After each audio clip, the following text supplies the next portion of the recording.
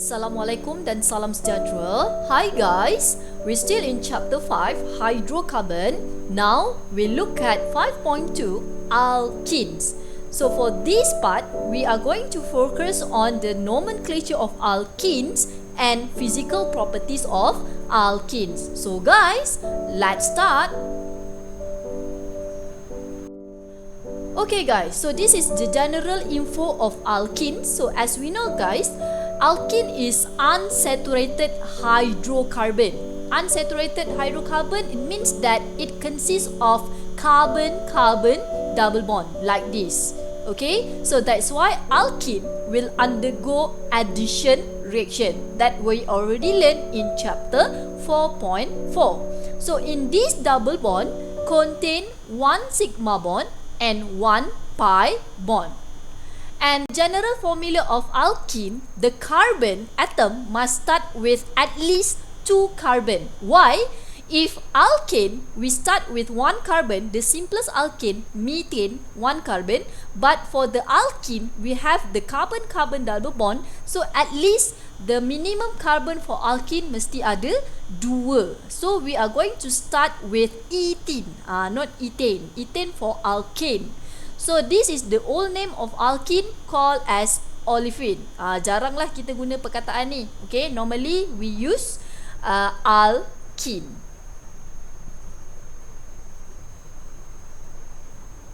Okay, next we look at the nomenclature of alkene. How to name the alkene. Actually class, the procedure to name the alkene same like alkane. Sama class. Sama. Cuma ada sikit saja beza because alkene contain carbon-carbon double bond. Okay, so saya dah simplifiedkan untuk you all.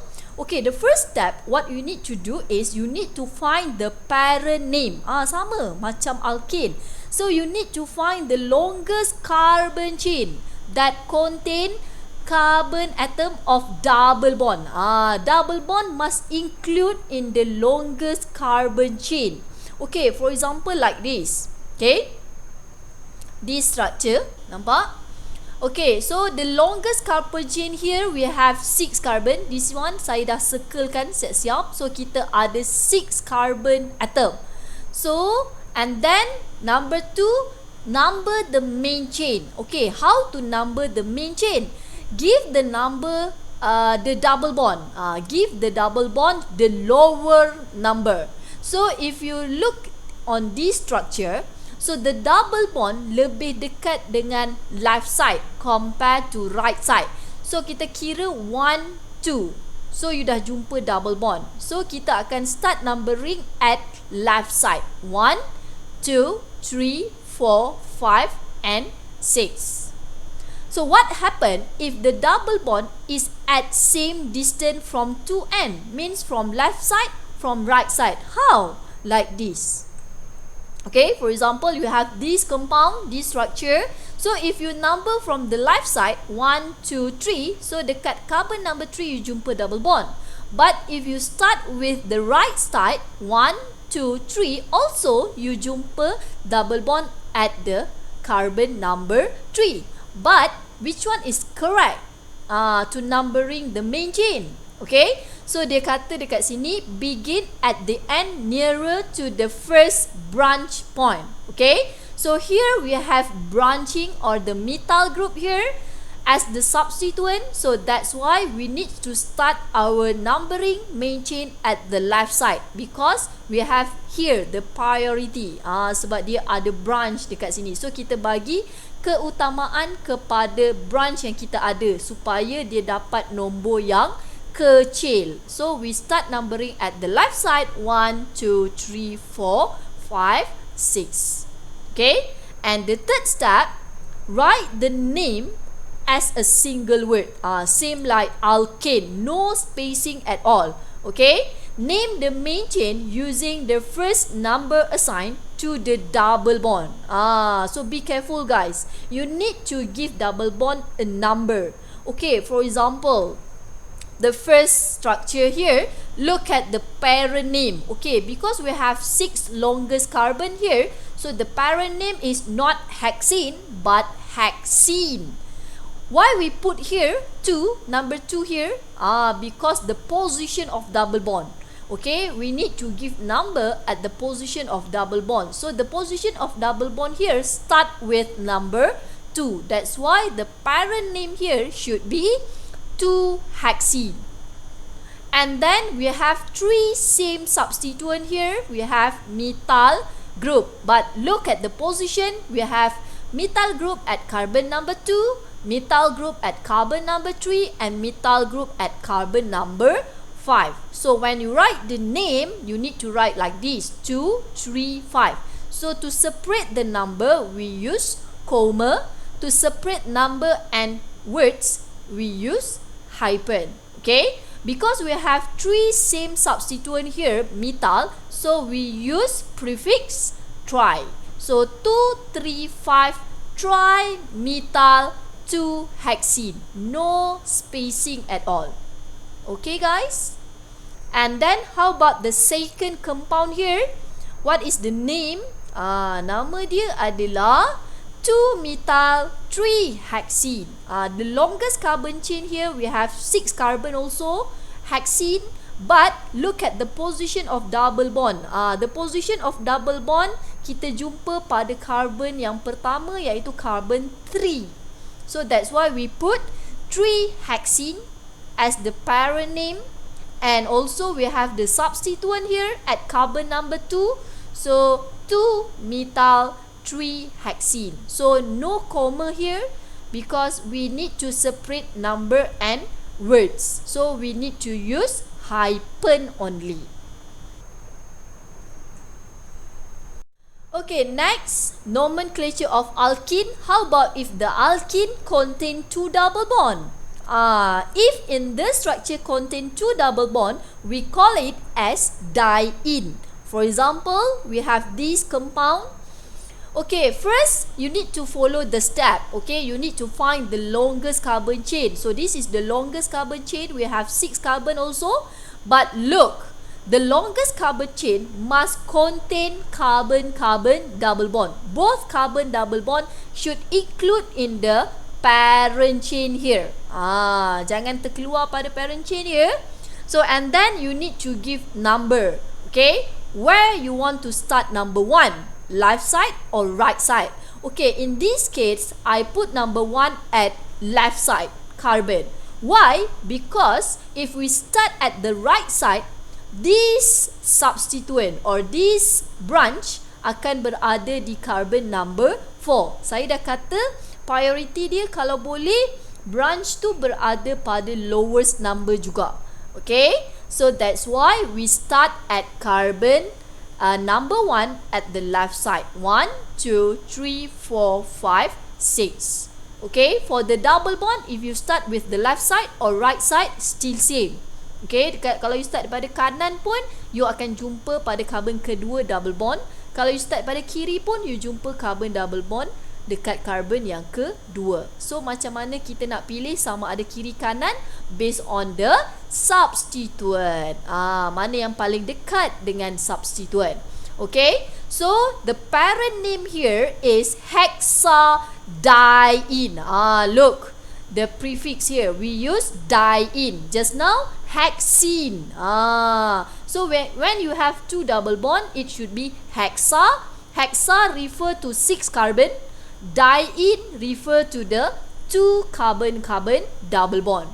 Okay, and the position of carbon-carbon double bond also you need to give number 2 for hexadiene. Look, the position number 2 kita jumpa double bond. Position number 4 also kita ada jumpa double bond. So this is the parent name. And we have one substituent here, which is the ethyl group at carbon number 3. So 3-ethyl 2,4-hexadiene. So how about if you have 3 double bond in one compound? So that one we call as triene. Normally this triene kita jarang jumpa for your syllabus. Okay, next we look at the nomenclature of cycloalkene. Cyclo means it must consist of the ring, either pentagon, square shape or hexagon shape and so on. Okay, so how to name the cycloalkene? Okay, number the cycloalkene so that double bond is between C1 and C2. Be careful guys. Okay, if cyclo, the position of double bond should be between carbon 1 and carbon 2, and the first substituent has the lowest number possible. Okay, for example like this. Okay, look, the number 1 and number 2 yang saya dah letak. Okay, I put number 1 and number 2 here. Okay, and number 3 nearer to the branch or the substituent. Okay, you cannot put number 1 like this. Tak boleh ya, sebab kalau you buat number 1 duduk sebelah sini, contoh 1, 2, 3, 4, 5, 6, 7. So your substituent at carbon number 7. This one is wrong. So make sure your substituent nearer, orang kata apa, dekat dengan double bond, ataupun nombor substituent mesti lebih kecil. Alright. So make sure hati-hati bila nak bagi nombor pada carbon-carbon double bond. You kena ambil faktor substituent terdekat yang ada dengan double bond tersebut. Boleh ya guys? So nama dekat sini adalah trimethyl cycloheptene. Nampak bukan heptane, heptene. So in in cycloalkene, carbon-carbon double bond tak perlu letak nombor lah. If you have one double bond, tak perlu letak. Mungkin ada yang kata perlu ke nak letak trimethyl 1 cycloheptene. Perlu ke madam? Tak perlu like this. Okay, number 1 ni tak perlu sebab memang dekat cycloalkene, kalau consist of one double bond, the position of double bond should between carbon 1 and carbon 2. So no need to put number 1 here. Boleh? Okay, next example, we have this example. Look, we have two substituent here. Kita ada dua branch kat sini. So macam mana kita nak consider? Alright. So kenapa kita letak number 1 here? Kenapa kita tak letak kat sini 1, 2, 3, 4, 5? Like this salah. So we need to consider the substituent first. Okay, we put number 1 at carbon double bond, and also must be at branch or at substituent. Okay, cara yang saya pusing yang kedua tu salah. Okay, walaupun nombor substituent dia lebih kecil. Okay, so priority mesti pada carbon double bond and substituent. Alright guys, so the name here is 1,5-dimethyl cyclopentene. Tak perlu letak 1 cyclopentene, tidak perlu. Okay, but if you have two carbon-carbon double bond in one cyclo, how? Dalam kes macam ni, you kena letak nombor the position of carbon-carbon double bond. So kat sini position carbon-carbon double bond at carbon 1 and carbon 3. So you need to mention the position of double bond here. So look at the name, cyclopentadiene. Cyclopenta refer to this structure. Okay, contain 5 carbon in pentagon shape. This is cyclopenta. Diene refer to the 2 double bond inside the cyclopentadiene. Okay, so 1,3 refer to the position of double bond here, and 2,5-dimethyl. So this is our substituent.